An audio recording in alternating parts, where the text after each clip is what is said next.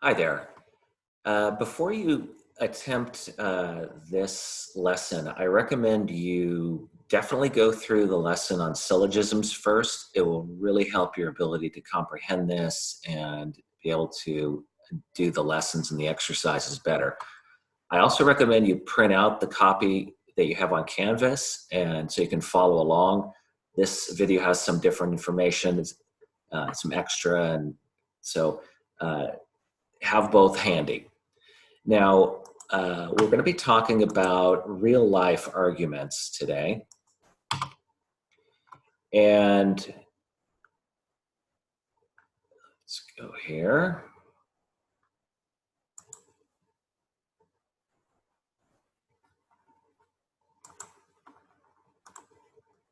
So we're going to be talking about real life arguments. When we're talking about syllogisms, it often feels artificial. I mean, nobody presents their arguments, all humans are mortal, Socrates is mortal, so therefore Socrates is more, nobody talks like that, right? And there are two areas especially where this syllogisms don't fit kind of how we do things in real life. And the first is that real life arguments are composed of generalizations, not absolutes. So a generalization is something that's generally true. Americans watch a lot of TV. Social media is popular. Teenagers love social media. Those are generalizations. Not every teenager loves social media. Not every American watches a lot of TV. Syllogisms, however, require absolutes. So if I say everyone who studies hard will pass the test, that's an absolute. Mary studies hard, therefore Mary will pass the test. That follows logically. It's a perfect syllogism. Unfortunately, not everyone who studies hard is going to pass the test. All kinds of things could happen that get in the way. And we know that, and we don't make the argument that everyone who studies hard is going to pass the test. By and large, we use generalizations. For example, bad students usually fail their classes. That's something we're going to say. Larry's a bad student, therefore Larry will probably fail his classes. These are things we usually do. We use generalizations, not absolutes. The other thing is, we don't usually use a three-part argument. Usually when people argue, they use what we call enthymemes. An enthymeme is just the claim with only one stated premise, but one of the premises is left unstated. For example, I have a claim: children should not play video games because video games depict violence. This is a very common way of making an argument. We have a claim and we have one premise, one because statement. But a syllogism requires two premises. And in fact, this leads to a very interesting way to understand the deep structure of an argument. Because in reality, the writer, the speaker of this sentence is making a syllogism, but it's an implied major premise.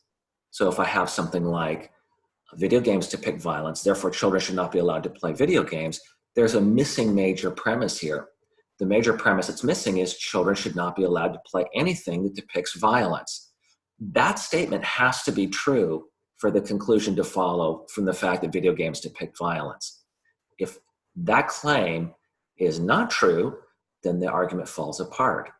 So an enthymeme is like a syllogism, but one of the premises is just left hidden or unstated. Now, it's important to think about an enthymeme. It's a claim with a reason. These would not be enthymemes, and in my mind, they would not be arguments. You should be nice to Rex. You should go to bed early tonight. Bill is a jerk.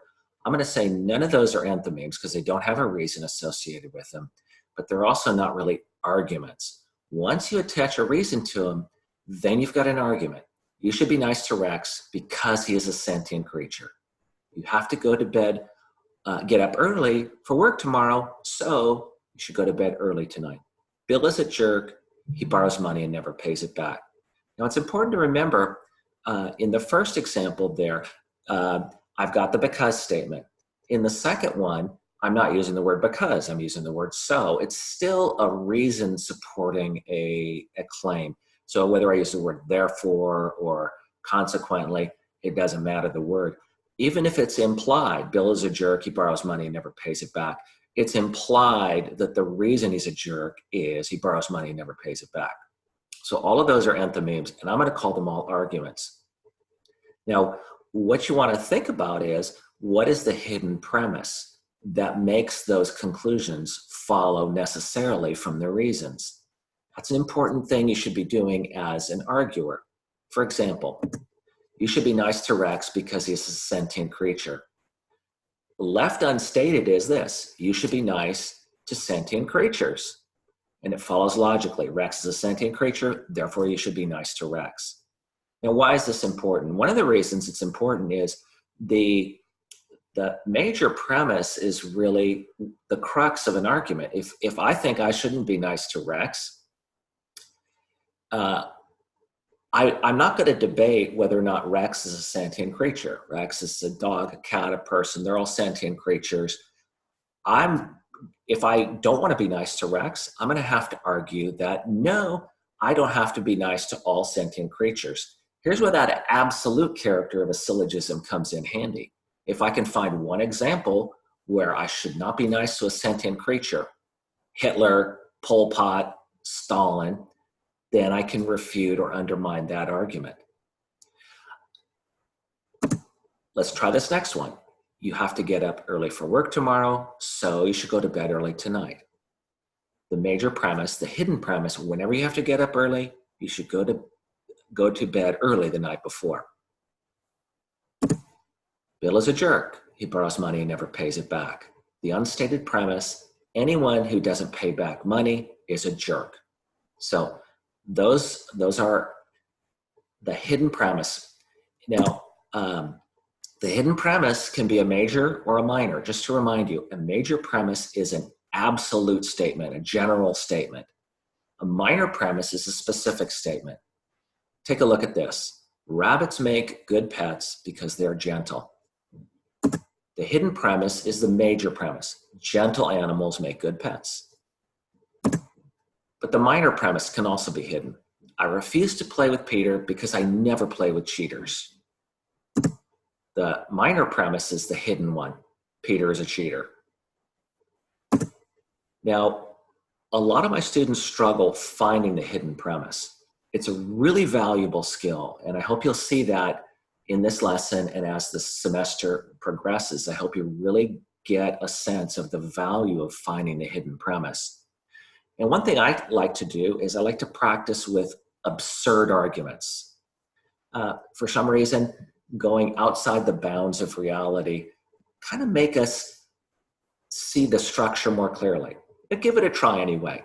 Take a look at this. Boris would make a great leader because he is from outer space. Pause the video for a second. Try to think about what is the hidden premise. And then let's see what it is. People from outer space make great leaders. Try this on your own with these next absurd arguments. I've got five arguments that are absurd. They're all enthymemes. They have all got hidden premises. Pause the video and try to think about the hidden premise.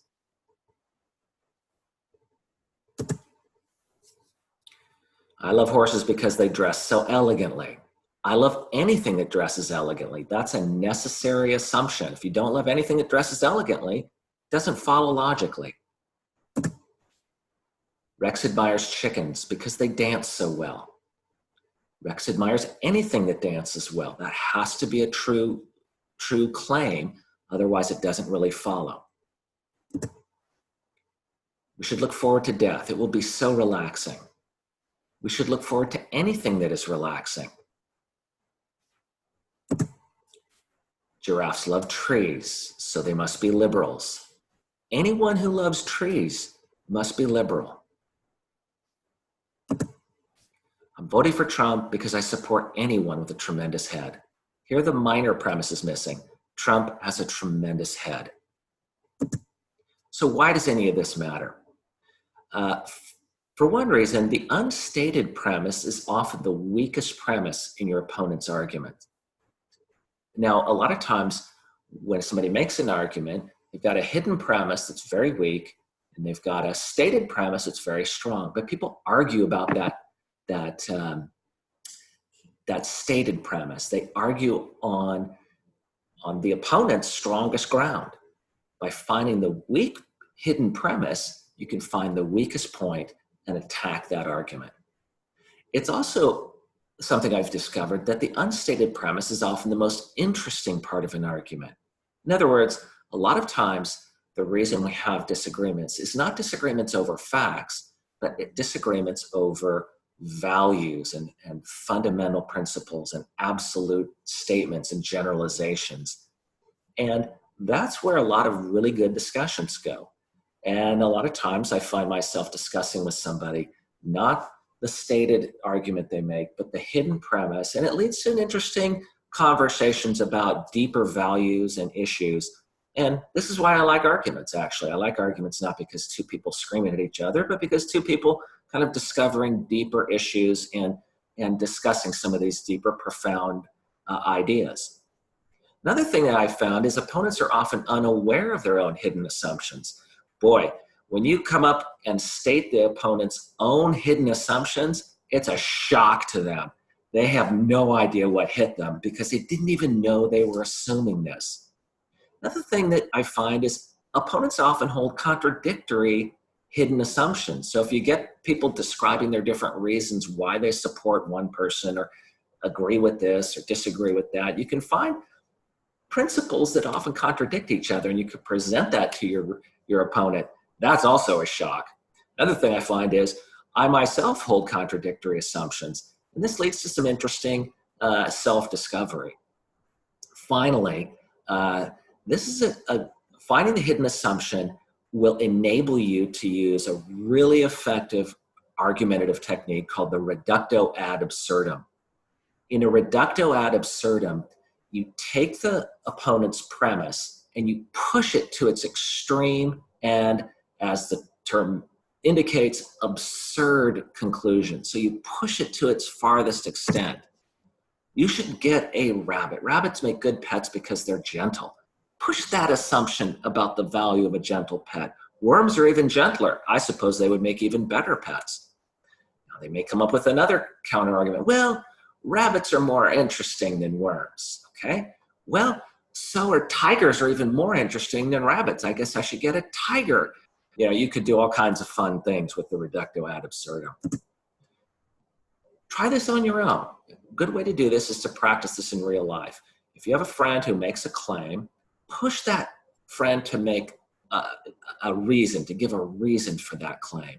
When you get the reason, find that hidden premise. And when you find the hidden premise, play around with it. Push it to its logical extent. See if you can undermine it. See if you can find if the person has contradictions. It could lead to a lot of interesting and fun times.